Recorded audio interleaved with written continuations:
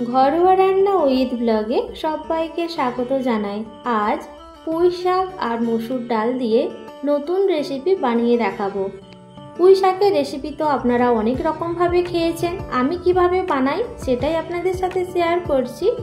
চলুন তাহলে রেসিপিটি শুরু করা যাক। এটা বানানোর জন্য সবার প্রথমে গ্যাস অন করে কড়াই গরম করে নিয়েছি, দিয়ে সর্ষের তেল দিয়ে দেওয়ার পর এর মধ্যে বড়ি দিয়ে দিচ্ছি। বড়িগুলো লাল করে ভেজে তুলে নেব। ওই তেলের মধ্যে আবারও অল্প তেল দেব, দিয়ে গোটা শুকনো লঙ্কা দেব আর কালো জিরা, থেতো করে নেওয়া রসুন সেটাও দিয়ে দিলাম। দিয়ে দেওয়ার পর কিছুক্ষণ ভেজে নেব। ভেজে নেওয়ার পর এর মধ্যে আধখানা পেঁয়াজ কুচি দিয়ে দেব। পেঁয়াজ কুচি দিয়ে দেওয়ার পর আবারও ভালো করে নাড়াচাড়া করে নেব। হালকা লাল করে এটা ভেজে নেব। ভেজে নেওয়ার পর এর মধ্যে আগে থেকেই পুঁই শাক ভালো করে কেটে ধুয়ে পরিষ্কার করে নিয়েছি, সেটাই এখানে দিয়ে দিলাম। দিয়ে দেওয়ার পর ভালো করে নাড়াচাড়া করে নেব। কিছুক্ষণ এইভাবে নাড়াচাড়া করে নেওয়ার পর এর মধ্যে মসুর ডাল এক বাটি নিয়েছি, সেটা ভালো করে ধুয়ে পরিষ্কার করে নিয়েছি, এর মধ্যে দিয়ে দেব।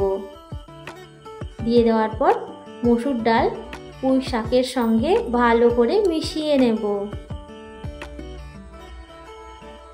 ভালো করে মিশিয়ে নেওয়ার পর এর মধ্যে গুঁড়ো মশলাগুলো দিয়ে দেব।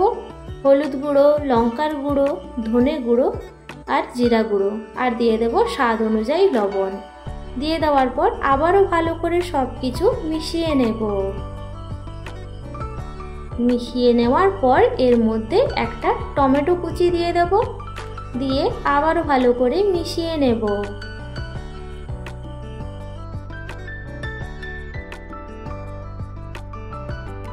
ভালো করে মিশিয়ে নেওয়ার পর এর মধ্যে পরিমাণ মতো জল দিয়ে দেব। জল দিয়ে দেওয়ার পর আবারও ভালো করে নাড়াচাড়া করে নেব। নাড়াচাড়া করে নেওয়ার পর এটা ঢাকা দিয়ে রাখবো যতক্ষণ না পর্যন্ত শাকের মধ্যে যে ডাঁটা রয়েছে সেটা সেদ্ধ হওয়া পর্যন্ত। মাঝে মধ্যে এক দুবার নাড়াচাড়া করে নেব। দিয়ে ঢাকনা সরিয়ে নেব।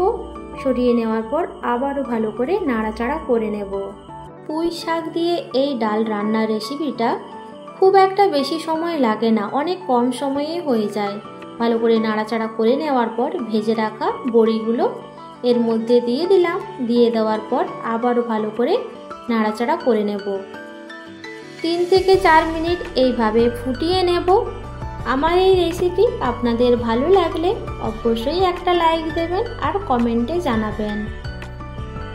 এইভাবে ডালটা মিশিয়ে নেওয়ার পর এটা দেখুন খুব সুন্দরভাবে গাঢ় হয়ে এসছে। দিয়ে গ্যাসের ফ্লেম অফ করে দেব। দিয়ে একটা পাত্রে নামিয়ে নেব।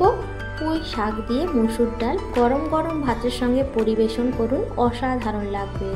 আজ তাহলে এই পর্যন্ত, দেখা হবে নতুন একটা রেসিপি নিয়ে। সবাই ভালো থাকবেন, সুস্থ থাকবেন।